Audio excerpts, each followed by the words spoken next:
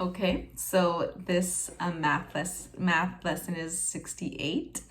Division with two-digit answers and a remainder. Now, before we start, boys and girls, I want you to just take a deep breath in and out. Ready?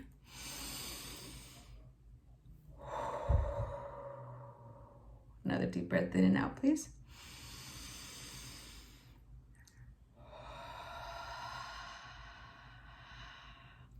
Okay, we have reached the point in division, long division, where there are remainders. So leading up to this point, we've done division with bigger numbers, right? Then go into it evenly. A few lessons ago, we did it where it was 3 numbers, but you had to, you'd go digit by digit, but then you had to use the 2, as a whole number. So now the question that all of you have asked and asked, well, what if there's a little number on the bottom and it's no 0? Well, that is a remainder. So bear with me, take your time, okay? We are going to go over this slowly. We're going to practice this a lot so that you really understand this concept. But boys and girls, you guys got this because you have been practicing these division steps. So you are going to understand this. Trust me. I believe in you. You believe in yourself. You are awesome, my little 4th graders. I love you guys so much. Okay, you ready? Okay, so 137 divided by 5. I need to write my steps down. Divide, multiply, subtract, check my work, bring it down. Now, so more than ever, these steps are going to be super duper important when it comes to remainders because it kind of just keeps it in your head of what you need to do. Okay. All right. So let me take this digit by digit. Now, can 5 go into 1? No, it cannot. Therefore, I move my hand over, or, I think about, okay, I'm going to use 13. Now, can I do this division problem? Yes. 13 divided by 5. 5 times what number gets me closest to 13 without going over? Yes, that is 2. Now remember, I don't put my answer right here. I don't put 2 right here above the 1 because I didn't use that one. I actually used 13. Therefore, I put my 2 right up here. Okay, now I just divided. Now I multiply. 5 times 2 is 10. Next step, subtract. Great job. Subtract. 3 minus 0 is 3. 1 minus 1, 0. Now I check my work. Is there anything I can bring down, boys and girls? Yes, my 7. And I start over again. Now my new problem is 37 divided by 5. 5 times what number gets me closest to 37 without going over? 7, you're right. That is 7. So I put my 7 up here. Now multiply. 5 times 7 is 35. 35. Now my next step, subtract. Great job. 7 minus 5 is 2. 3 minus 3 is 0. Now I just subtracted. I check. Can I bring anything else down? No. Now, but Mrs. Romero, what about this 2? Here's something to remember. If this number is smaller than your divisor, then that's your remainder. Now, how do you put your remainder as your quotient for your answer? You put an R for remainder and 2. So how you would say this is 137 divided by 5 is 27 remainder 2. Or you can say 27R2. So you see how it's all the steps that boys and girls. It's just now you might have a little number there. Now remember, if that number is smaller than your divisor, then it's going to be your remainder. Now let's say randomly you had a 6 here, but your divisor is a 5. Then you did something incorrectly, and so you need to go back and do it all over again. But if you have a number here that is smaller than your divisor, so if you had 1, 2, 3, or 4, and it's smaller than your divisor, that's your remainder. Now, are you ready for something that's mind-blowing? Okay, now you're going to check your work. But wait, there's a little step that you need to remember.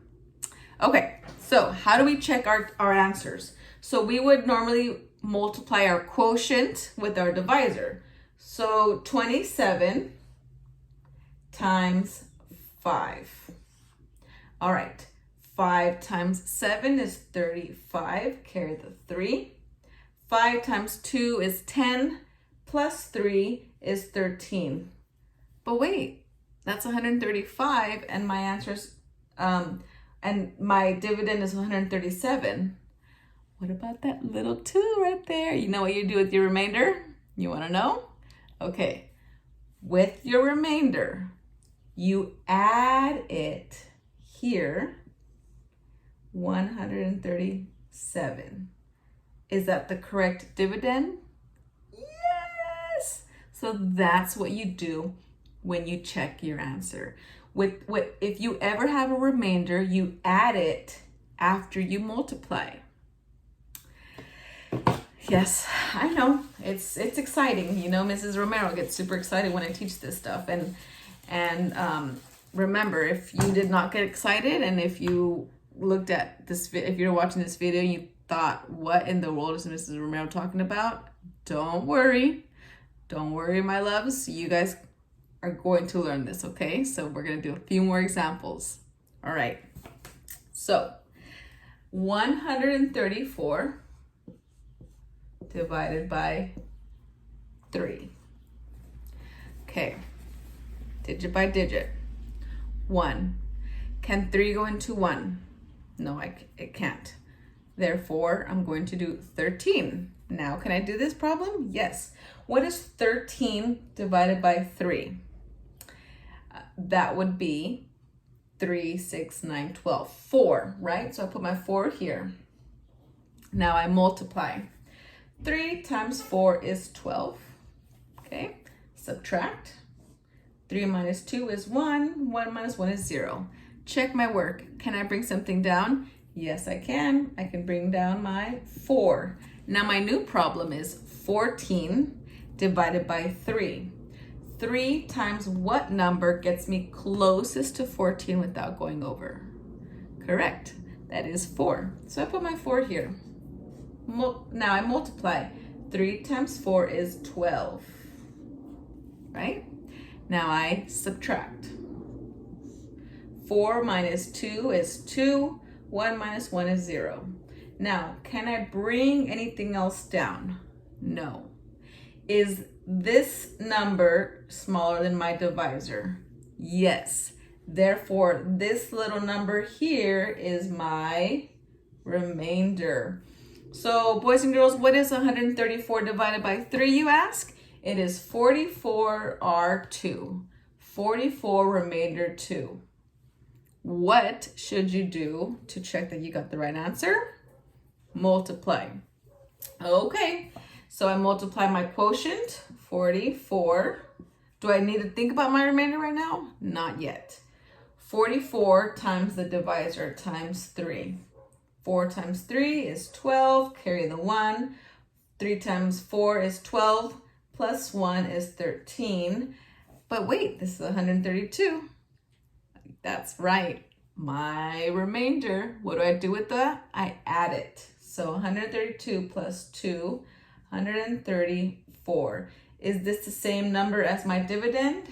Yes. So that's how you do long division with a remainder. Always, always, always, when you're at this step here, ask, can I bring anything else down? Nope. Is this number smaller than my divisor? Yes. And if it's smaller, then that's how you know that's your remainder. Another thing you remember is that the R, you can say 44 remainder 2 or 44R2. Same thing. Let's do one more, and I'm taking these directly from your lesson practice. So now we're on letter B.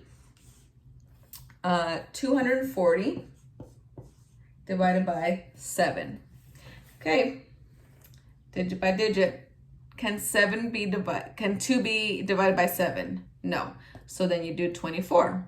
What is 24 divided by 7? That is 3. So I put my 3 above the 4. Now I multiply. 7 times 3 is 21. Now I subtract. 4 minus 1 is 3. 2 minus 2, 0.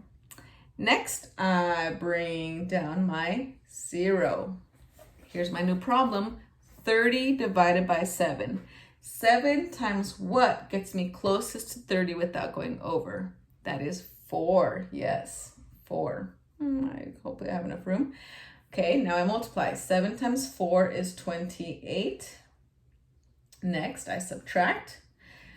Now remember, 0 can't take away 8, so you would need to borrow from this one. This becomes a 2, this becomes a 10.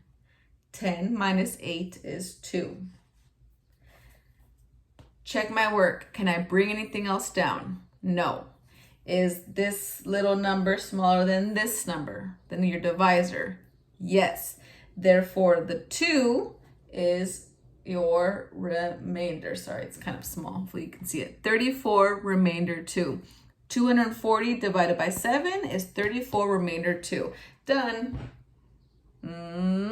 Nope, not done, right, Mrs. Romero? I need to check and multiply. My quotient, which is 34, times my divisor, which is 7. 7 times 4 is 28. Carry the 2. 7 times 3 is 21. Plus 2 is 23. 21, 23. And then I add my remainder, plus 2. Now 2 plus 8 is 10. Carry the 1. 3 plus 1 is 4. 2 plus 0 is 2. Is that the same dividend? Yes. Got my correct answer. Okay, now what I want you guys to do is I want you to practice. I want you to just do your lesson practice for right now, and then when we do our Zoom meeting on Friday, we are going to go over our answers and practice more division with remainders, okay? You guys got this. I know you do. If you need to rewatch the video again, you can practice on your own, watch YouTube videos if you need to, but you are going to understand long division with remainders, okay? You guys got this.